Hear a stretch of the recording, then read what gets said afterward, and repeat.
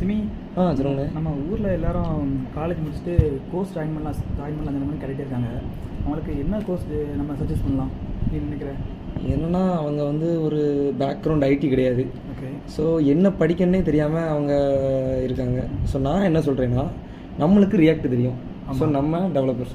So நம்மளே react இன்டிப் தான். So ஒரு நான் ஐடி பேக்ரவுண்ட்லேருந்து வந்திருக்காங்கன்னா அவங்கள எப்படி ட்ரெயின் பண்ணணுங்கிறது நம்ம ட்ரெயின் பண்ணுவோம்.